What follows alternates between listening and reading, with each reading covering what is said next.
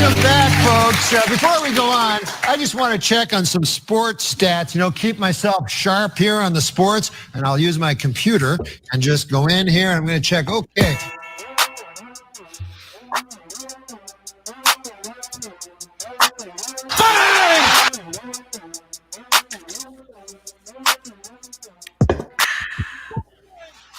I'm ready to drink some Waterloo and talk God. What a dude. Dude, there's nothing better than just getting together with the squad, drinking some beers, and talking some God. Amen. Amen.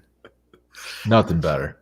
There's nothing this week that has led me to believe that not only should I have gotten into writing country music songs, but I also should have probably gotten into writing, I don't know, murder porn podcasts instead of this shit.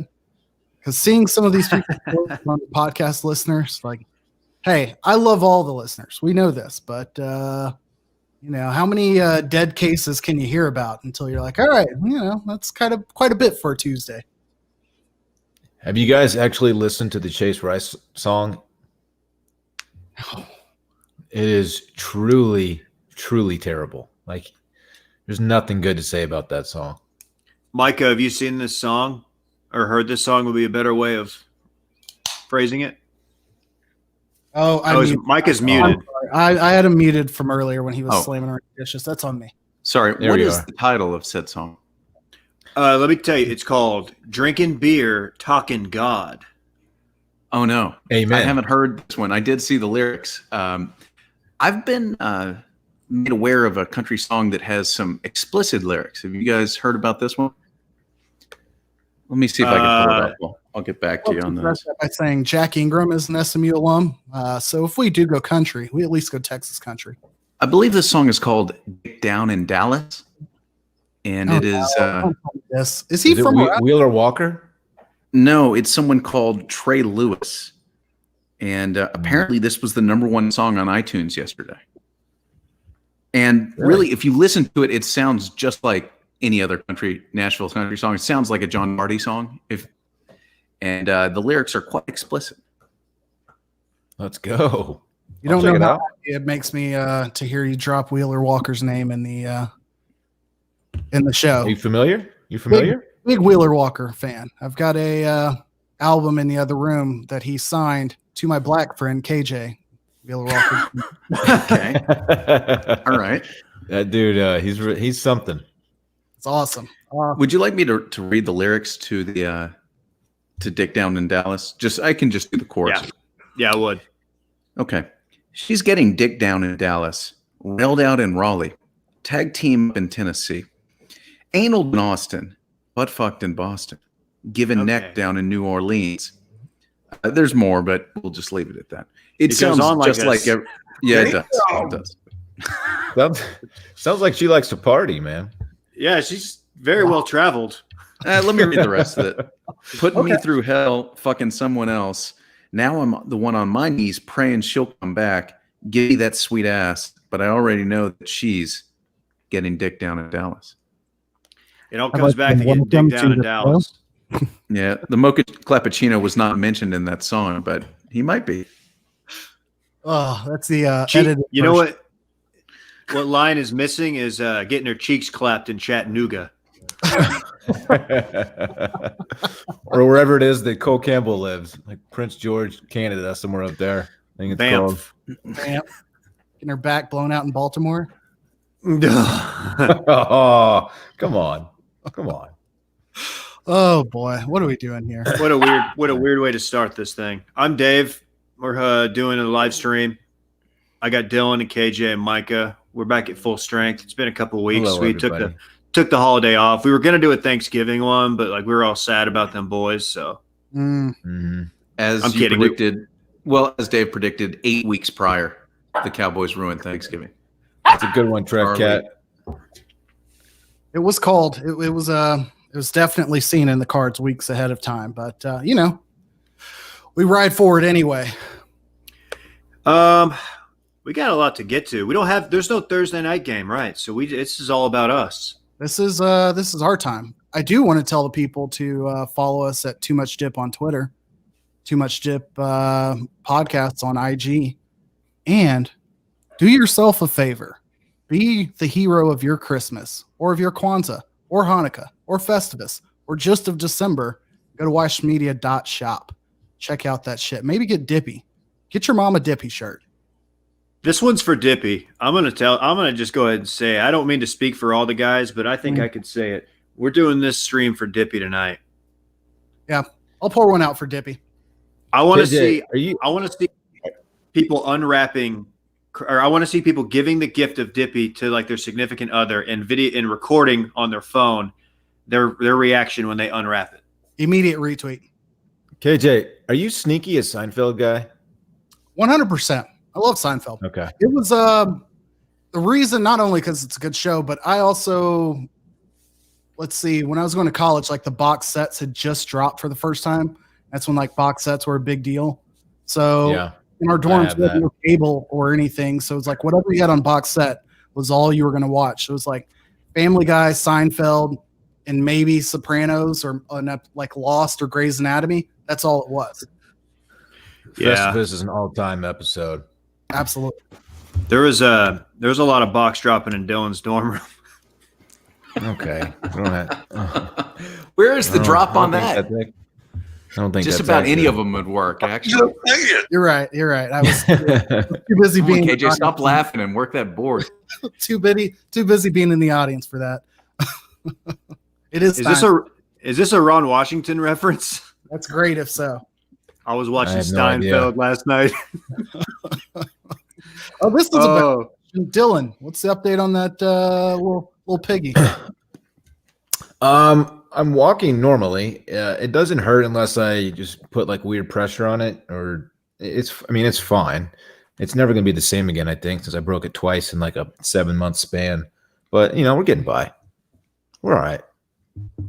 Heard that. Yeah. Guys, you guys want to hop right into the Wednesday night game?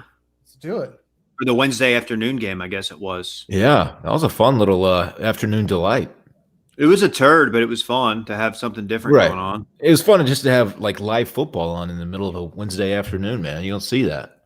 As a noted T-shirt Baylor homer, I was pulling for RG3 because I think he had his career torpedoed by Shanahan. I'm one of those guys. I'll blame everything bad that RG3's had happen to him on Shanahan.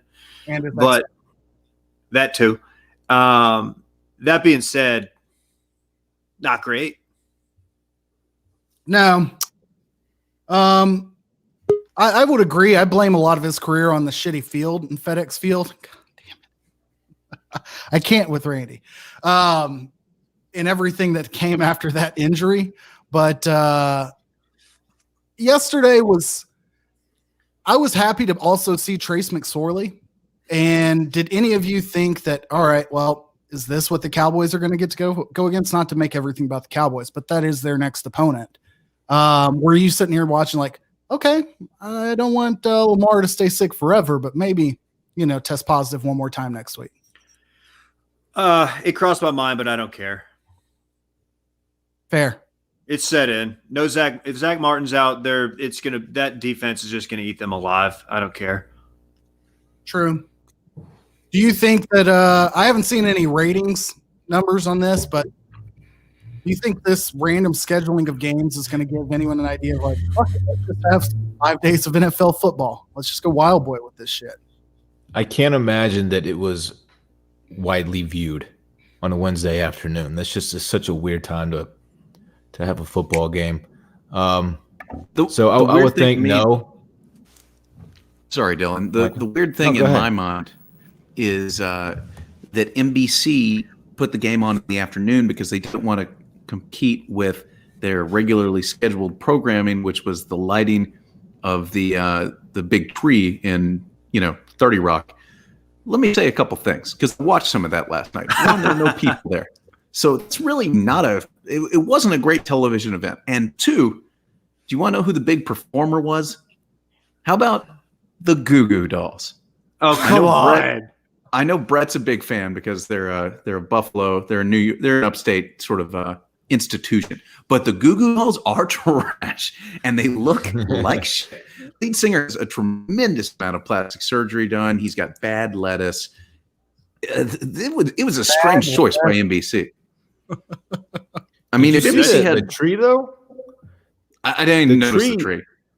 Well, it was first revealed, I guess, like a week or two ago, and it looked like absolute shit. Like it was missing. It had bald spots all over. It looked terrible. I don't know if they replaced it somehow or they what the? They No, you're talking down on bald spots. No, tree bald spots, man. Come on. It looked good. I don't know what they did to it. It got a facelift somehow, but they turned it around.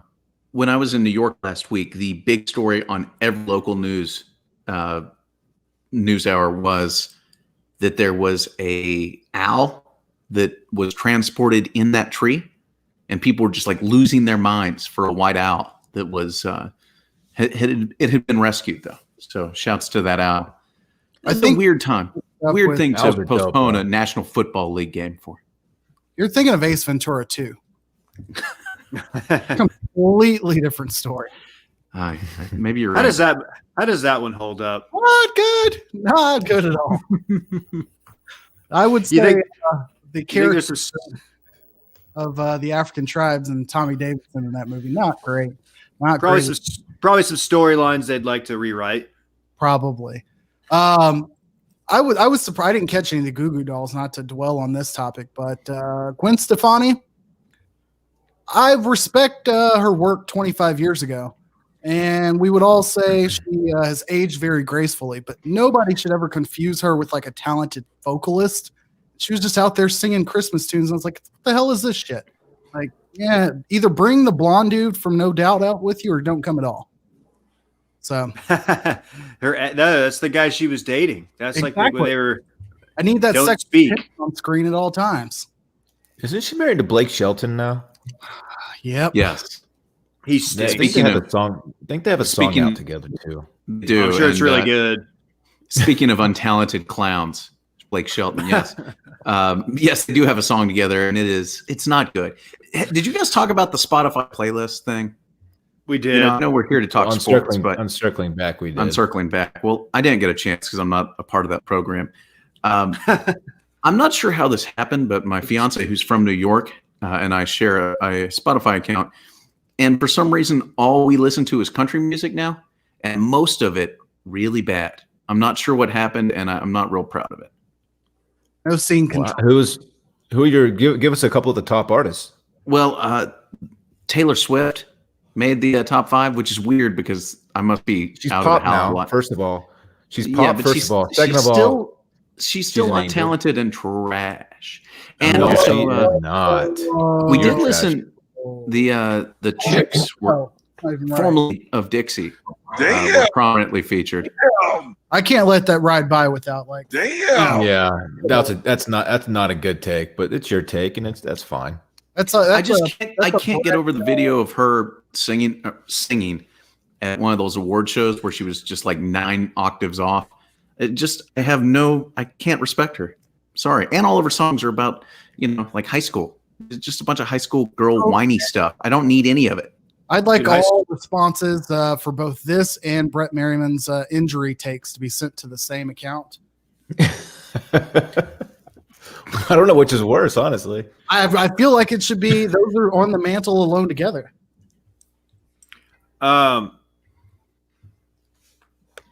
Where do we even go from there? Sorry, that was disruptive. That's okay. All right.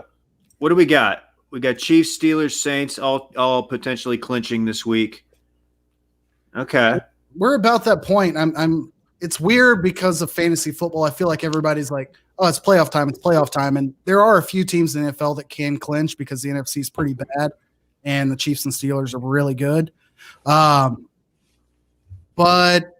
it's going to be interesting the next 3 to 4 weeks of what the rest of the NFC looks like. Obviously, NFC East is a shit show.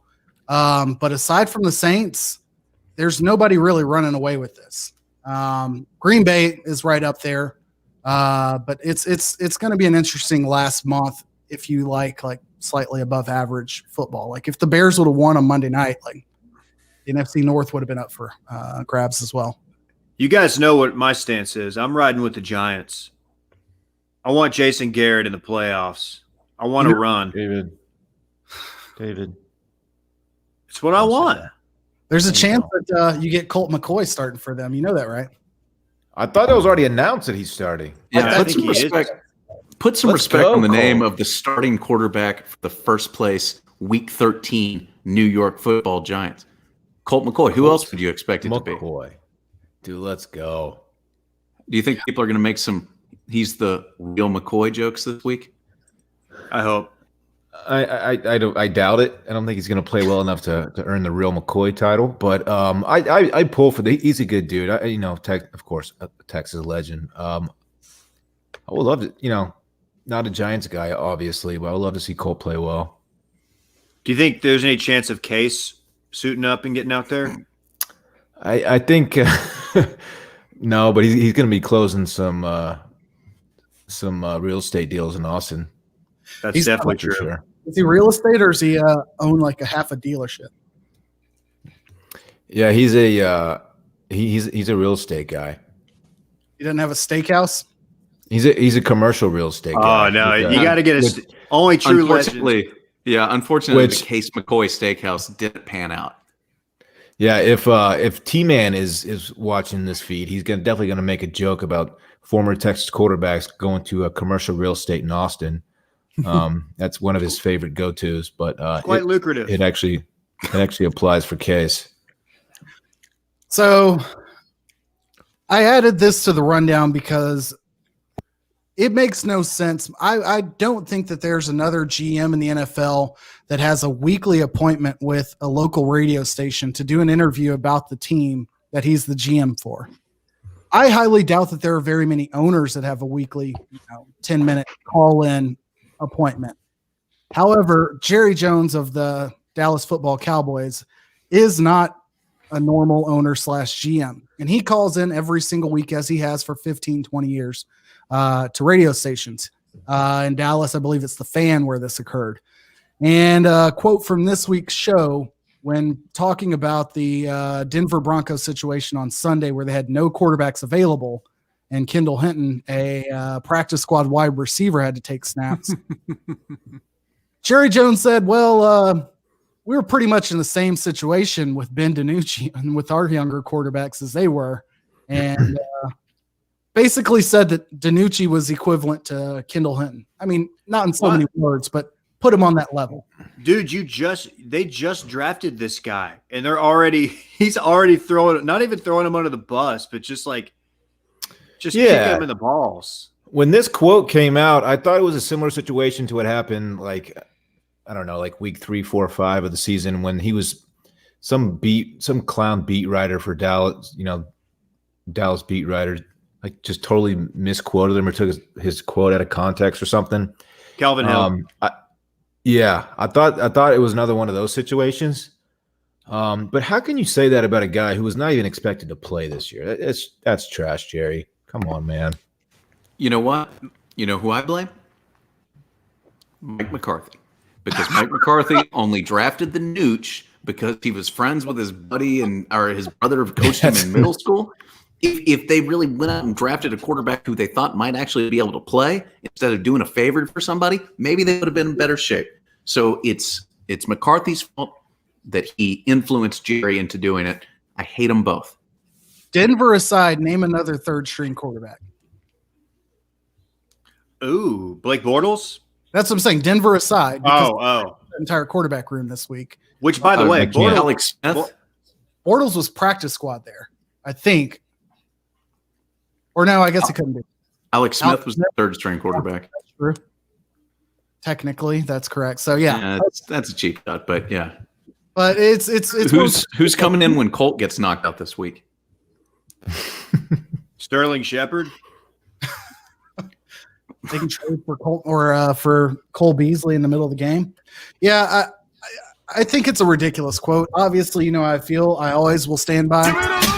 Give me the Nooch anytime, anywhere. Like he had 170 yards passing, no interceptions. Kendall Hinton showed that That's not that damn easy. He didn't turn the ball over. He certainly didn't make the plays he should have. He wasn't any good, but he wasn't destroying your opportunity to win the game against the Giants when he played.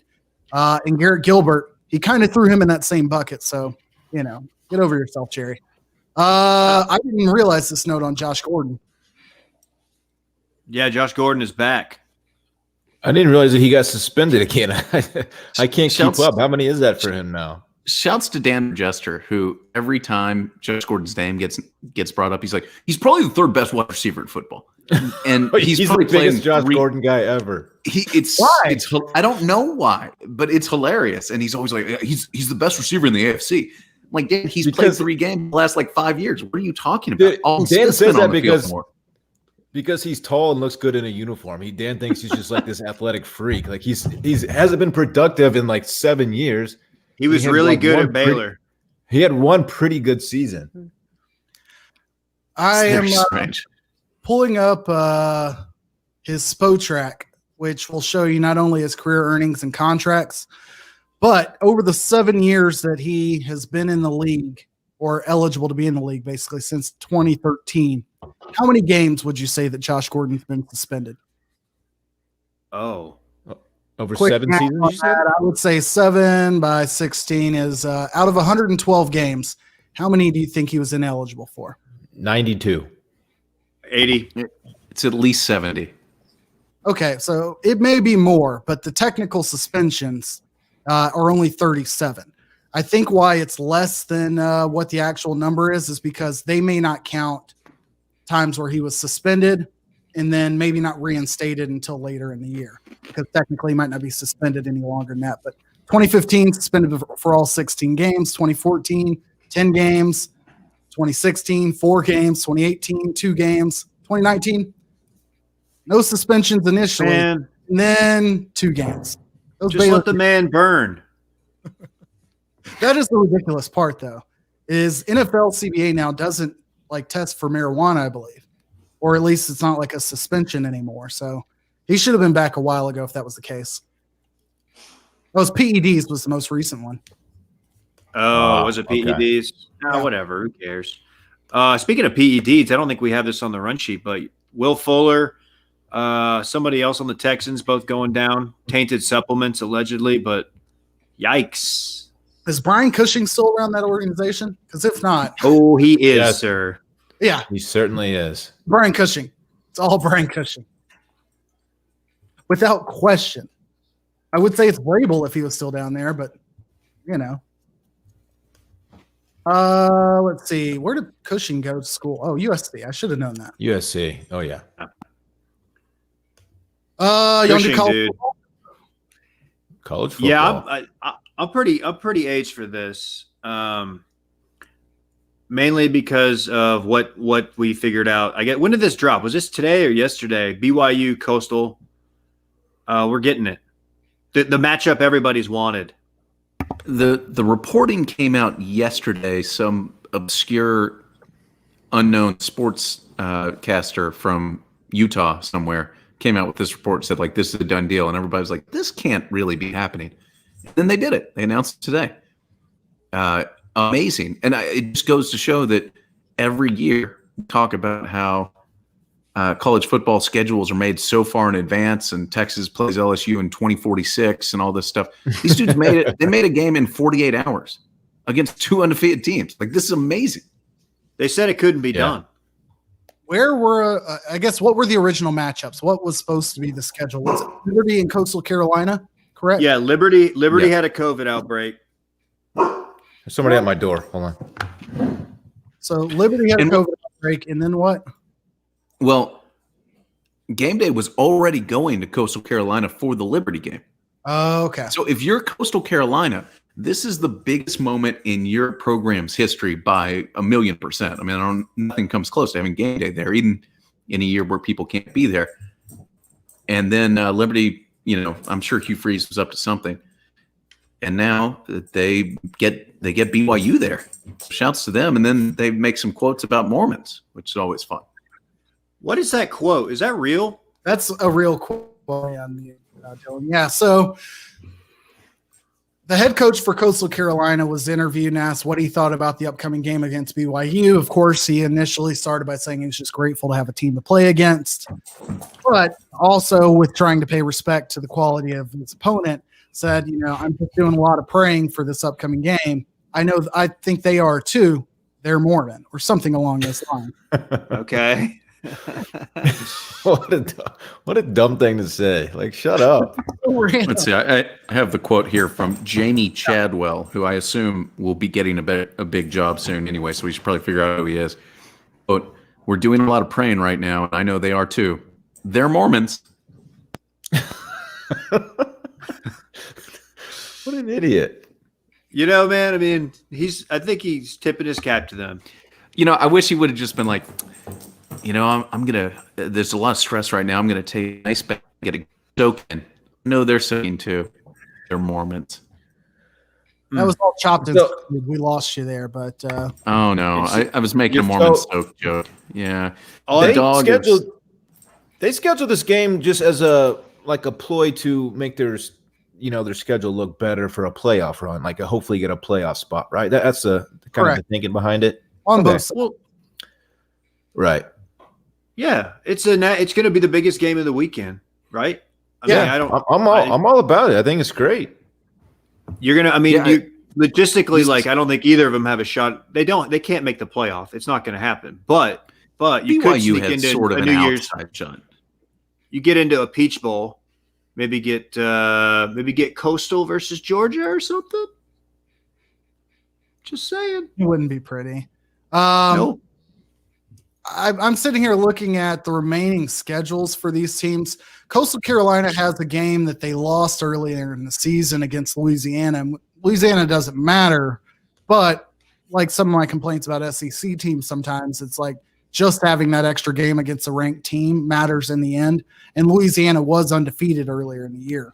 Actually, no, they've played once, and so they've got a rematch in the conference title game. So Louisiana's ranked 25. Otherwise, they have not lost. So beating them twice when they're ranked twice would help. If you beat BYU, you can finish maybe number 10.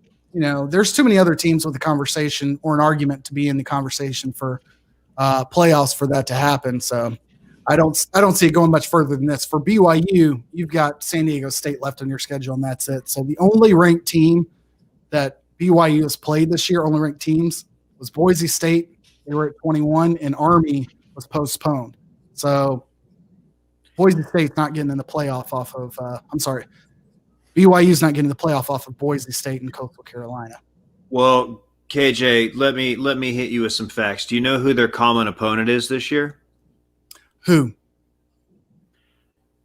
Southbound 35, the Texas State Bobcats.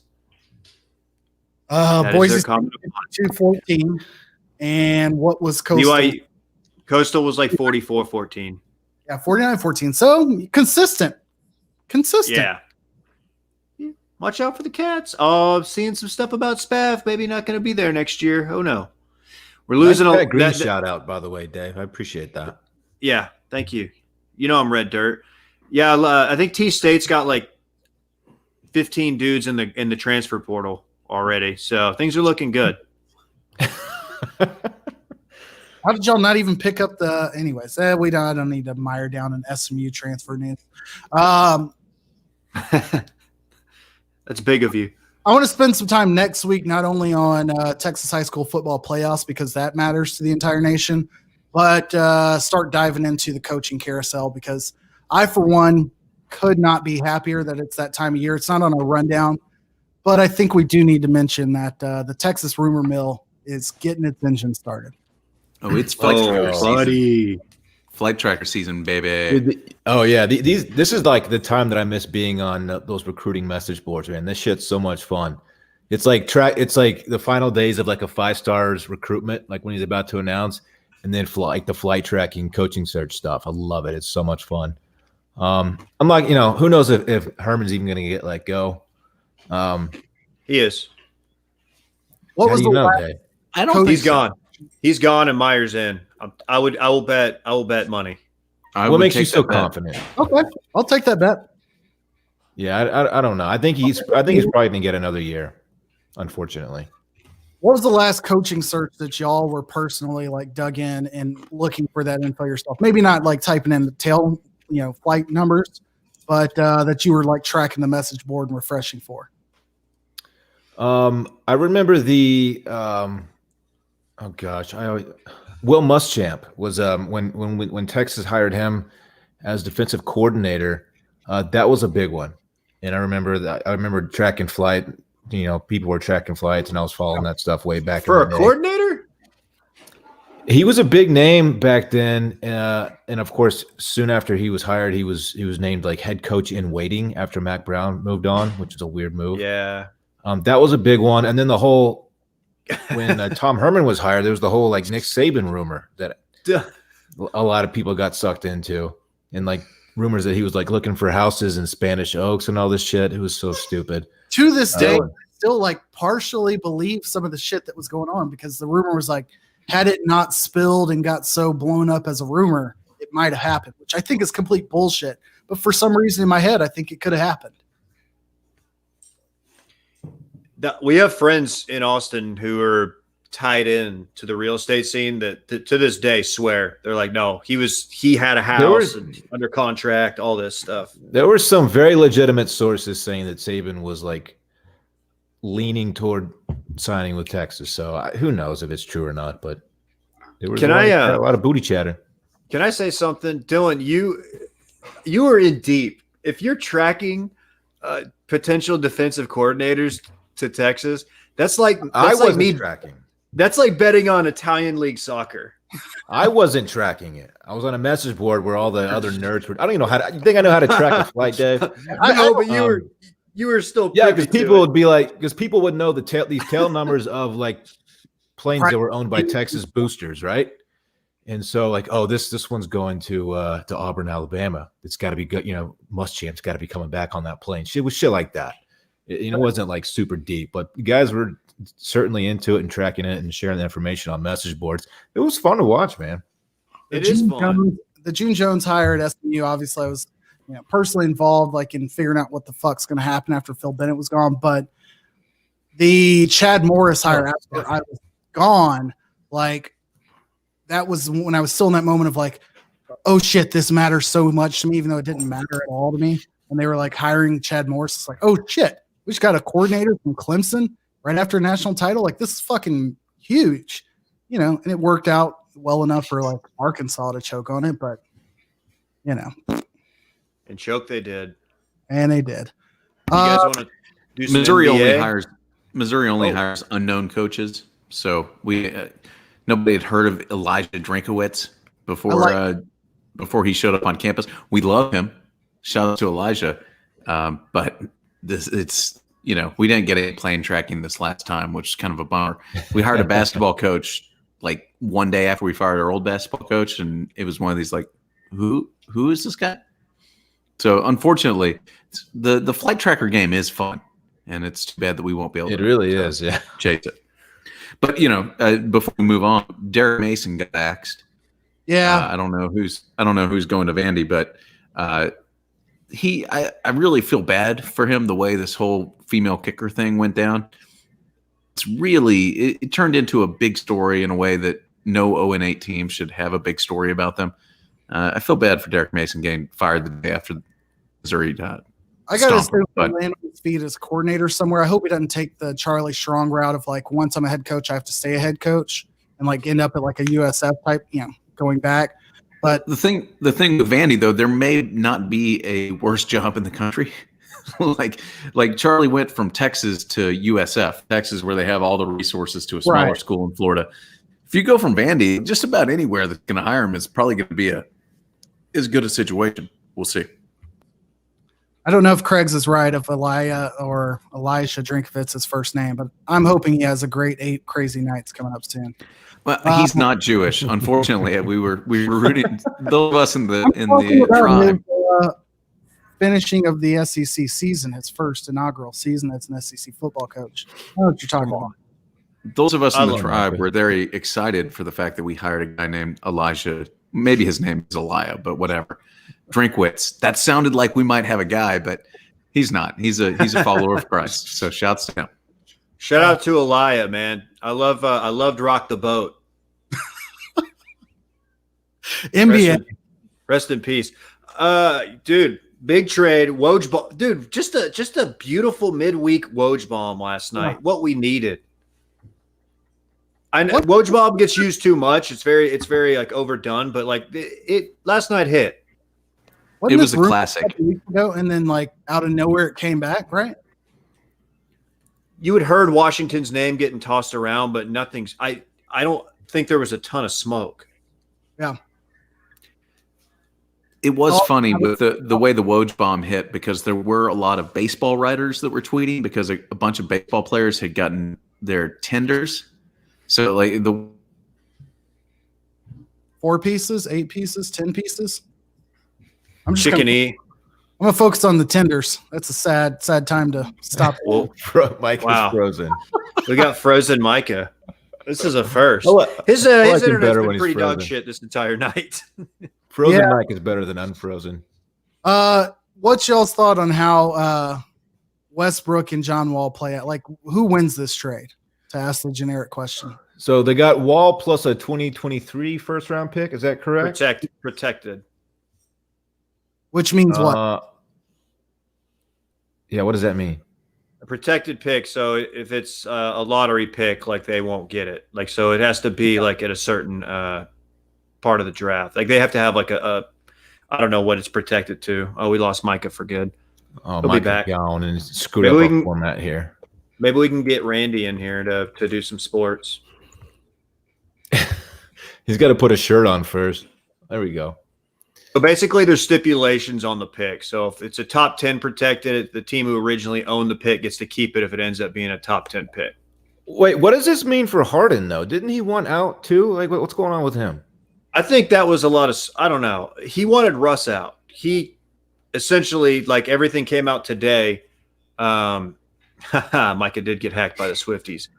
Came out today that he wanted Russ out, and he didn't think he was a fit for the system, which, you know, I don't know what their system under Paul Silas is going to look like, but he wasn't a great fit under Morey. Although he did, dude, Russ balled out last year, man. His numbers were great. I didn't watch a ton of Rockets in the bubble, but I did watch like all their playoff games, and like, I don't know, man. All you could get for Russ was John Wall, injury ridden, and a protected pick. I don't know. I mean, Are they going to get anybody over 6'5" on that team? I feel like they've picked up one person. I haven't followed every single transaction they've had, but I think they're rebuilding almost the normal way. I'll have to check the roster here in a second. But I would say that John Wall is valuable. Like, John Wall's been hurt, worth mentioning, but Wall is a fucking scorer. Like, this is you getting Damian Lillard if Damian Lillard got hurt more often. I don't know if he's You're out of your valuable or mind. not. He hasn't played in the last 2 years, and Russ averaged 27 points last year. Like this is a weird trade. And they had nobody else taking points away. Like, the points for guards in that system versus the points for 1 or 2 guard in any other system, it's not going to add up. Like, they had no big men. Nobody else was scoring but Russ and Harden. So, like, 70% of their points were between 2 players. Maybe not that big of a share, but numbers, I don't know, man. Yeah, I think this will work out better in the long run for the Wizards. I like Bradley Beal paired up with Russ. I think that's gonna, dude. I think Beal's gonna feast on this. And plus, they're in the East, man. Like, Plus, I don't Scotty know, Brooks. Scott Just Brooks. Let's run it Just back. Let Russ be Russ. I'm glad Russ has his own team. I don't know if it's the highest and best use for the guy. I don't know if it certainly doesn't give him a better chance to win a championship. But just watching Russ throw up triple doubles every night, there's a 100% chance that's going to happen now. So I'm excited about that. If I'm a Rockets Rocket fan, this is a weird one. I don't know what you think. I think apathy is set in with a lot of Rockets fans. Not speaking from any of my friends or anything, but like, I think at this point it's like, just make it exciting. This is different. They knew the Russ thing wasn't going to work out. They knew what the ceiling was. Get John Wall in there. He's reunited with Boogie Cousins. They're buddies from college, and see what they could do with Harden, man. I don't think it's going to make them a contender in the West or anything, but it'll be fun, I guess. I don't know. I was kind of bummed when Morey left, but at least this makes it interesting. It's certainly going to be something to see. And I'm going back and I'm looking at the numbers. I won't walk back what I said because I said what I said. I'll own it. But I certainly need to own the fact that Dame Lillard's best season, he averaged 30 points a game. That was his most recent season. John Wall's best season, he averaged 23. That was in 2017. Aside from that, their best seasons, rebounds, dead even, 4.9, 4.9. Dame Lillard's best season in assists, 8.0. John Wall's 10.7. Steals, John Wall 2.0 to 1.2. Blocks per game, 1.1 to 0.4. So again, aside from the season where John Wall was hurt in a 60-game season, like I would say they're pretty comparable, but Lillard does have 5 All-NBA seasons to John Wall's 1. Especially playing in the East, you should be doing better than that. So I'll tip the scale to Dame Lillard playing in the West with those kind of awards or achievements, if you will. Anthony Davis, I mean, no surprise that Anthony Davis and fucking LeBron got paid. Like, anybody shocked there at all? No. Micah was so shocked he just bailed again. No shocker there. Good move, KJ. Hey, whoa, yeah, that was a lot. He's coming. I don't know. He's coming back, folks. We're running it back one more time with it. There he is. Let's go. Oh, there he is. Hi, I'm back again. My computer's just decided to turn itself off twice, so that's good. That's always good. Yeah. Your iteration. It's great to be with you guys. You want to do some quick dips? I didn't got anything else? Detroit note though. They signed. Oh yeah. The third ball. The lesser known of the balls. Cooper. Which one is it though? It's not LaMelo. It's not Lonzo. I forget his Leangelo? name. Everyone forgets his name. That is right. He's at Jello. The Balls have really good ats. They've got good handles on the gram because Lonzo is big just baller brand. Yeah, Lonzo is just Zoe, and then they have at Mello and at Jello. So shouts. Yeah, nobody ever said they were bad marketers. Micah, you got to throw in the towel, man. I think you're done. His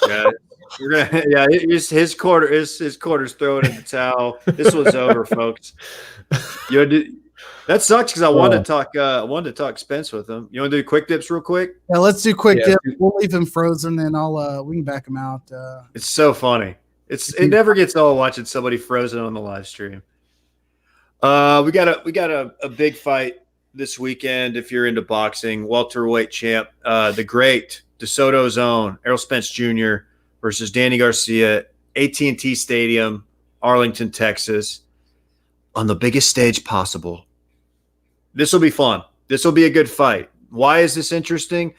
Errol Spence, you might remember a little bit over a year ago, was drunk and rolled his Ferrari going about 150 miles an hour on a service road, I think in South Dallas, and survived, no broken bones, busted his teeth up, busted his face up. He released some injury photos.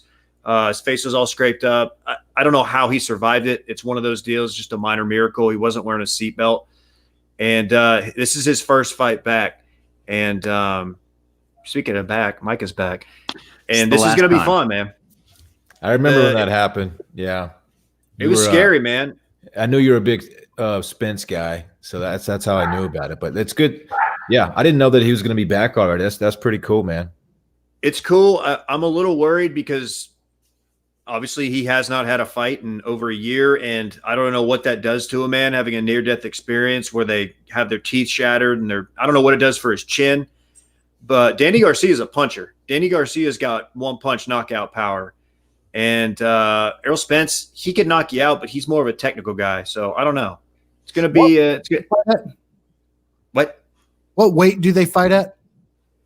What is it, like 155? I want to say 155 or some. I don't know the boxing versus the. Micah, do you know what weight Errol Spence and Danny Garcia fight at? I have no idea. I think they're like 155 or maybe. No, that's our guess. They're welterweight. He's a welterweight. That's what they're fighting at. I've given. Yeah, I've had a long-standing policy, KJ, of ignoring all of the labels for welterweight, super welterweight. Like I just call them by the weight class. And 147. 147. That's a little smaller.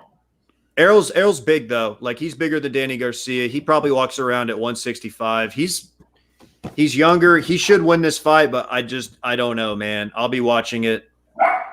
Support Errol Spence. Buy it on pay-per-view. Don't crack stream it unless you have to. Yeah, the only other note I'll add is seeing his rehab. I mean, I didn't see it in person, but he did post pictures throughout the process, like going to a horse farm and all kinds of stuff, because he went through the full process. So for him to be able to step back in, he did have one. Is this his first fight back, or did he have a warm-up fight? Nope. No tune-up. For him to jump right back in is going to be interesting. But what fight is this setting up for again? Allegedly, if the fight that everybody wanted before he got hurt was Spence versus Bud Crawford. Right, who just fought a couple weeks ago and absolutely demolished the guy he fought. So, yeah, I hope Spence looks good, because that will set us up for a fight that, layman like me will tune into. So, what's realistically going to happen? Best case scenario: this fight happens. Spence wins. You'll probably get Bud Crawford Pacquiao early next year. That's money. The rumor. I think Bud takes out Pacquiao, and whoever wins that fight, probably Bud Crawford fights Spence, and it's a super fight, biggest fight in the welterweight division in a long time. Yeah, and I'll be ready for it. I'm interested to see where this goes. Obviously, him being from DeSoto, aka my current town, not hometown, where I live, whatever you want to say. I'm interested. So, we also have a note on the games for the NFL. Obviously, there's no Thursday night game. 7 early games, 4 late games, but then shit gets weird. Sunday night football, and then you have 2 Monday night games. Is there already a scheduled Tuesday? Is that already the case? Cowboys. Oh. Yeah, Cowboys are Ravens.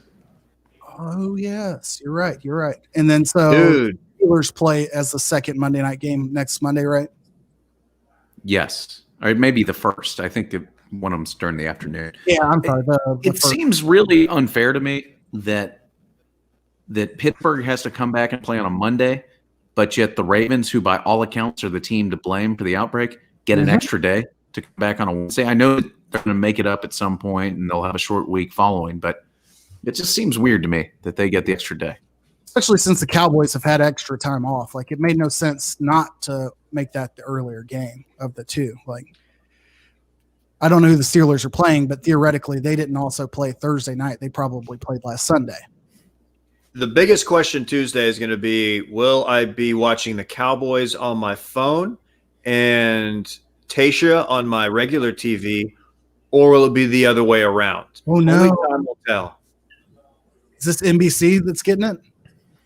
Or Fox?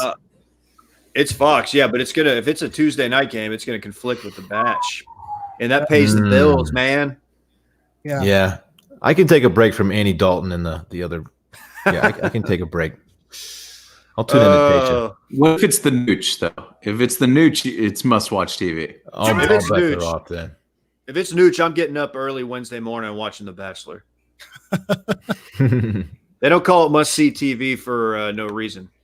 Oh, Tuesday night. All right. Do some dip picks? Yeah, let's get us out of here. Oh, seriously? Dip picks. All right. Obviously, we missed a few games last week. We did not pick all of the Thursday night games or any Monday games, so it's a shorter week. But, David, this may be your first week with the best record on the week. So, climbing back into things at 5-4, and you hit your big boy stack. The rest of us were all 4-5. Dylan, you did not hit your big boy stack last week because I think you were on the opposite side of the same game. My head. Hit ours. So 3 out of 4 ain't bad. 3 out of 4 ain't bad. Just quick overview. Micah is still in the lead.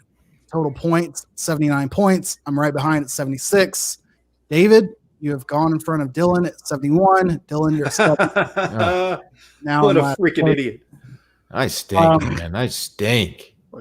We did have a backer reach out and want to deep dive and do some sabermetric shit with all the data from our picks on the year. So more to come on that. But Micah's at a whopping 56% on the season. So that's to be respected. I love that we have so many listeners that have free time working from home that are like they can just do shit like that. That's how, if as you recall, that's how intern Luke came into our life. I forget what he did, but he put together a huge spreadsheet about something that happened on Touching Base. And God, I'm sure he's probably in the comments. He'll tell us. But it was so nerdy. Yeah, what a guy! But he put together I think it was a Mary Kill list, or I forget what it was. But he had an entire spreadsheet. He snuck a picture of Dorn at the Dallas meetup. Never forget that. Famously, I caught him. You caught him. You sniped him. What are you doing, Luke? Like you know me. We know each other well. We still work together, dog. Weird. All right, let's jump in here. When stick left to right. David, starting off, we've got number 5, Texas A&M at Auburn. Auburn is getting 6.5 points at home. Okay. Uh-oh. I think A&M slips up. Auburn does not win, but Auburn covers. Give me Auburn. Mond is playing much better than I thought he was capable of playing, and this is based on one game I saw last weekend. So I'm going to go Texas A&M minus 6.5. Yeah, I like the half point. Give me the Aggies to win by a touchdown. This may be the first time I've ever picked Texas A&M. Maybe I picked them one other time. But having said that, I'm going to pick Auburn because A&M fucks up something at some point every season. That's what I'm banking on too. I like that you had that reasoning. Yeah. Weirdly enough, Indiana's This is a weird spread, huh? 14. Yes. I had to double check. Indiana's favored by 14 at Wisconsin. Well, I think they're 14-point dogs. Oh, maybe we've got this wrong on here. Let me double check. I put it in there wrong. No, they Wisconsin is a 14-point favorite at home since Indiana lost their quarterback last week. I read it completely incorrect. You're absolutely right. Oh, okay. Hey, yes. What's up? And Next man shouts up. to J-Bone because I'm on Wisconsin. I think that this is where the road ends for Indiana. Wisconsin really whips them here. You know, at Indiana, they have a next man up philosophy, though. They do? Okay. No, I just wanted to put that out there. Okay. Wisconsin wins, but that's too many points. I got Indiana to cover. All right. So to be clear, David, are you picking Indiana? No, I just wanted to put that out there, let you guys think about it before you made your picks. What's up, Juicy Official? Follow for follow. Let's go. We're team follow back. Yeah, I'm riding with Wisconsin. Okay. Dylan, you said you're picking Indiana as well? Indiana. Yep. IU. Micah, you're picking Wisconsin. I'm picking Brett. I'm going to go with IU. 14's too much. I've seen that coach cry too many times. I think his players are going to let him down. So, yeah, he'll keep it closer than 14. BYU, game of the week. Actually, let's back up. I'll save that for next. West Virginia, added this in, is going to Ames to place Iowa State. West Virginia's getting 6.5 points on the road.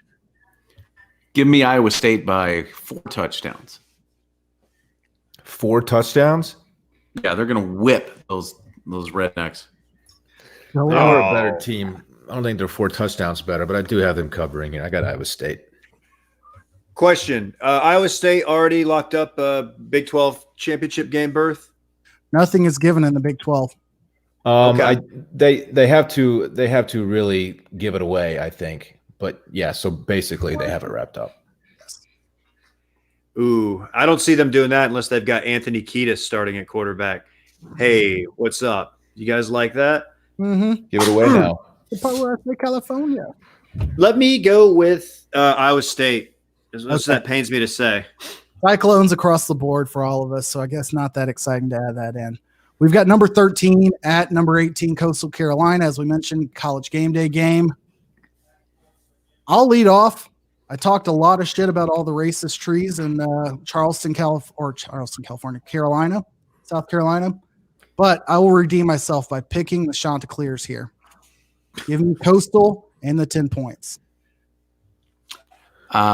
Shouts to everybody taking a bath, getting a good soak, and shouts to BYU. And win this game by 2 or 3 touchdowns. Big. Getting a good soak in before the game, Mike. They're getting a good soak. Shouts to them. Okay, good for them. That's a The old Mormon soak. I'm also taking BYU and the Mormon soakers. David. Well, don't mind if I do. This is my big boy stack, Oh, shit. and I'm riding with Coastal. 2 cover, 10 points. Let's go. Do not sleep on Coastal. God damn. There we go. They're going to keep up with BYU. I don't know. I guess we'll see. We will see. All right, jumping into the NFL. We've got a couple extra games here because of all the tomfoolery with Monday night and Tuesday night games. I just kept it simple, kept it to Sunday games. Browns at Titans. Titans are favored by 3.5 against the 8-3 Browns. David. God, dude, the Browns have looked so bad, but are they 8-3? 8-3. Oh my! Are they the worst 8-3 team in the league? They got to be. Give me the Titans.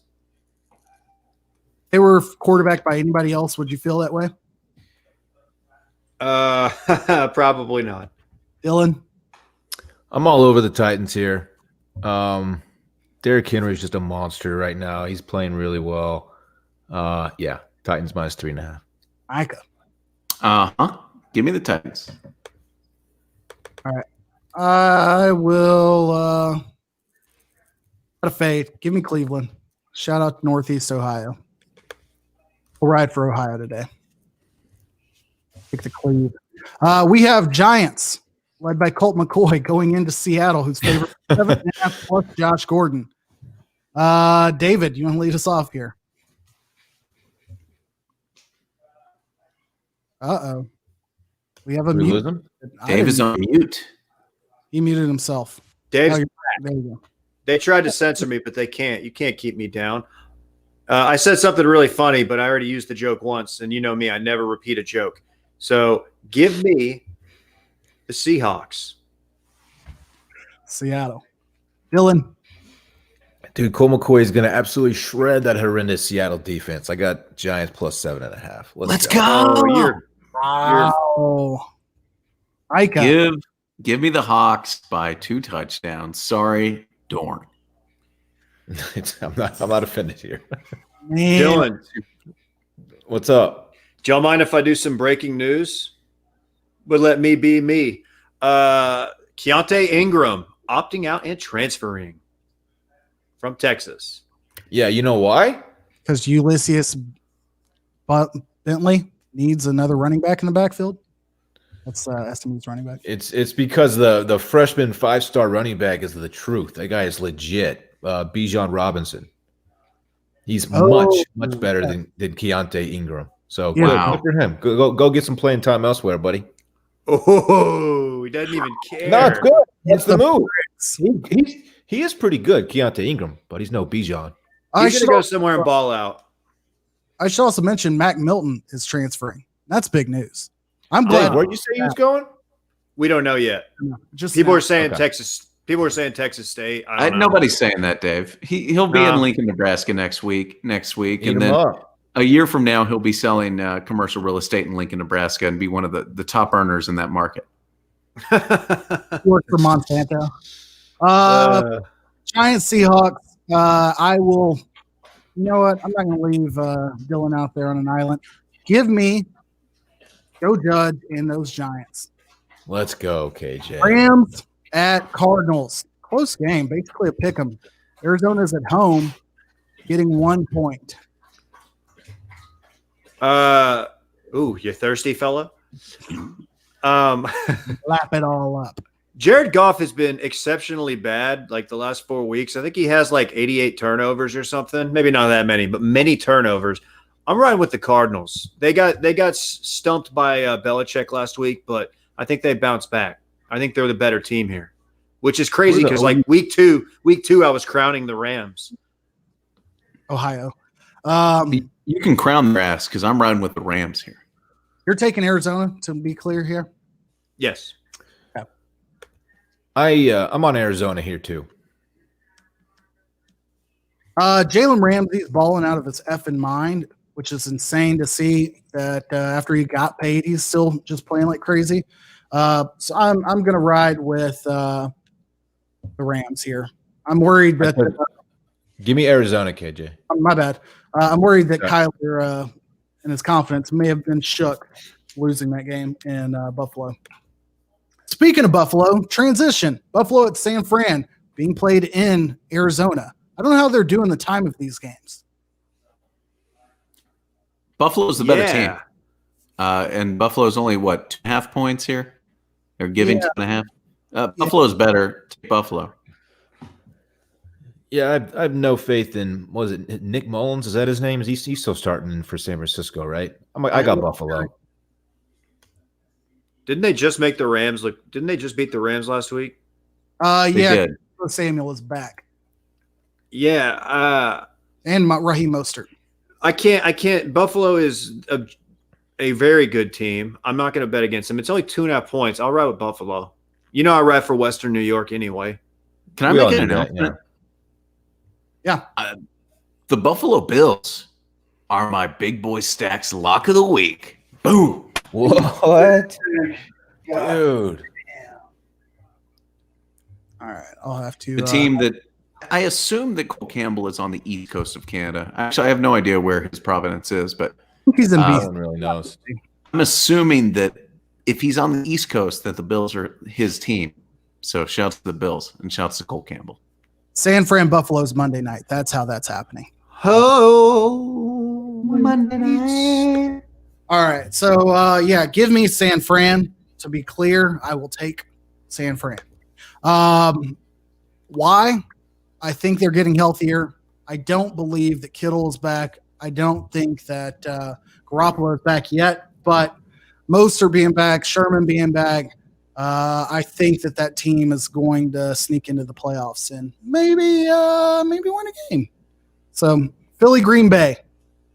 Green Bay's at home, being favored by 8.5. This could be 18.5, and I'm on Green Bay.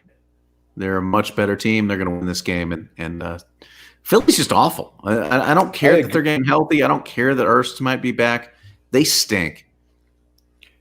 Joni Erst. I agree with Micah here. Green Bay Mr. Ernst. Big. It's really fun watching Carson Wentz just be absolutely terrible. This is my big boy stack also. Ooh, there he goes. Big boy stack. I was going to say, lots of the commenters think find the Eagles quarterback to be incredibly unattractive as well. Yeah, I'd be mean to him. He's not. I mean, sure, he's not the most handsome feller, but he's not a handsome man. But at least he's bad at playing quarterback. He's rich, so that's good. Good he's for him. very rich. He secured the bag. He's the only quarterback playing as poorly as Jared Goff right now, I think. It's not entirely his fault. His line's trash. But whatever. They suck. They stink, baby. Give me the Green Bay Packers. 8.5 is not enough points. I want to be edgy here and pick the Eagles, but it's just not happening. Like I run out of excuses for the Eagles. It's just not. It's not happening. Last but definitely not least, we have New Orleans at Atlanta. New Orleans is favored by 3, which I wouldn't say this needs to be that close, but Vegas knows something we don't. Ooh, I got Atlanta +3 based on very little. Just a gut feeling here, folks. I like it. Well, Atlanta.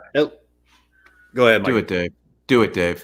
I was just gonna say Atlanta beat the living breaks off of the Raiders last week.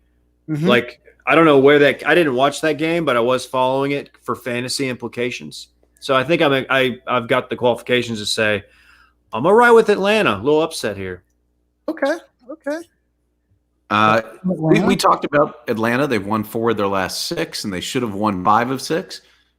I don't care. The Saints are going to win the football game. I also want to give a shout out to Cole Campbell, who is ordering Four Loko on the internet. It's going to be damn. Holiday's going to be nuts. And if you want to hear more about Four Loko, you can listen to Mind of Mike. This week I did a 3-part series on the oral history of Four Loko. It's remarkable. Check it out wherever podcasts are found. You should do a 3-part series on the history of your internet in your apartment. It was a 1-part series. It just broke up as the internet cut off each time. I wish it was the internet. It's anyway. That's not important. I want to hear what KJ is thinking for this game. Yeah, for this game, I will say, I have no faith in Taysom Hill. He's absolutely fucked up Alvin Kamara's production. They're the better team without question, but I think Remy Morse is coaching for a job, and he's got them playing well. Give me Atlanta as well. David, remind me who your big boy stack was this week.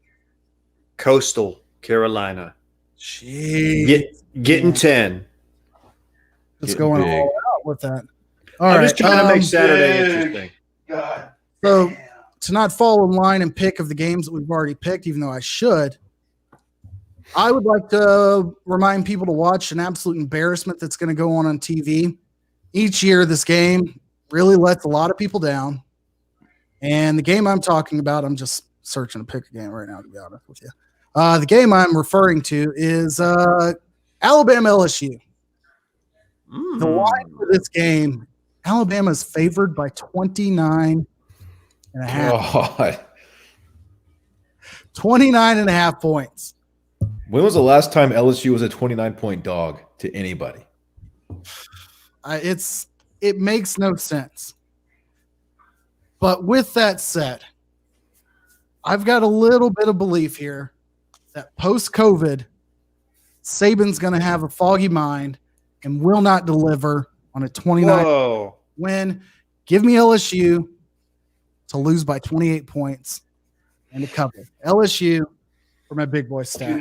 Good. God damn. Mike, you got to check out Cole Campbell's latest post, dude. It's pretty good. It's pretty good. I will. Our group text is like, anything else before we wrap it up here? I'm also mashing that over in the Coastal BYU game. Cole really has to work on his Photoshop skills. This is just a really poor representation of what a. You see how many times it was streamed? I mean, that's electric. Somehow on a live stream, we're doing both non-visual and non-audio content. It's great. Hey, but, I'm sorry. Dylan, I'm sorry. Did you see the? I was hoping you would at least put it up to the camera so we could. Okay, hold on. Here it is. The top genre of the year for Cole was bubble butt bangers, and it's been listened to 420,069 minutes. Okay, all right. That's genius. Okay. Oh, he's just a content king, man. Oh, we gotta get out of here. Yeah, I'm gonna go make a protein shake, guys, and I'll see you in Verdansk. I will not set a precedent, but I will say happy birthday to backers Swizzy and Taylor. So fucking own up. Let's go. Getting big. God damn. All right. With that said, I should probably hit the outro. I want my chips with the dip. That's all I know. I don't want my chips plain. I want my chips with the dip. So bring them dips. We did it for Dippy. Washmedia.shop. Get your merch. Bye.